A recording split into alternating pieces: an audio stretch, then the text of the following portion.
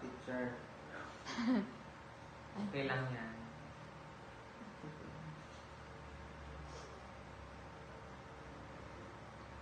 Ikaw sa Debbie. Go. Ang problema ay may kaugnayan sa kanyang identidad, pagtanggap sa sarili o mga pagbabago sa kanyang buhay na sinisimbolo ng pagpapagupit.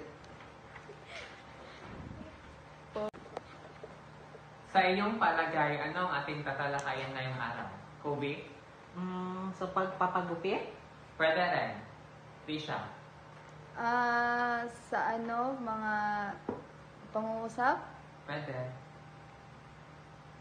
Bin- Sa pagpapagupit? Pwede rin. Tisha? Sa mga pangungusap? Pwede. Bin- Kaya ang ating tatalakayin ngayong araw ay ang araling pangalipanaklaw. Ano nga ba ang pangalipanaklaw? Babasahin niyo mga bata. Ano nga ba ang panghalipan-aklaw?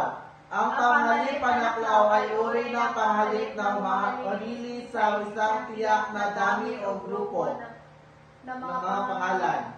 Ang mga halimbawa na panghalip na ito ay isa, iba, lahat, sinuman, anuman, kailanman, ganuman, magkano man, alinman, at iba pa. Pangkatulad nito. Kaya ang panghalipan-aklaw ay isang uri ng panghalip na tumutukoy na pangalan o hindi tiyak na pagbuo ng salita. So merong mga halimbawa ng panghalipan-aklaw.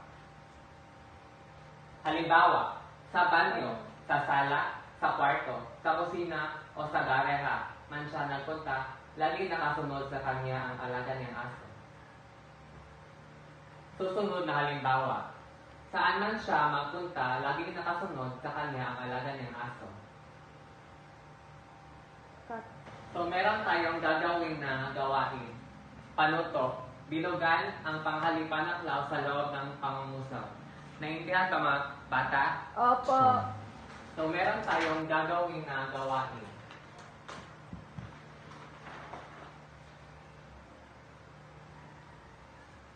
Panuto. Bilugan ang panghalipan-aklaw sa loob ng pangungusap. Naintindihan ba mga bata? Opo. So, una, nagpunta ang lahat sa quadragol ng para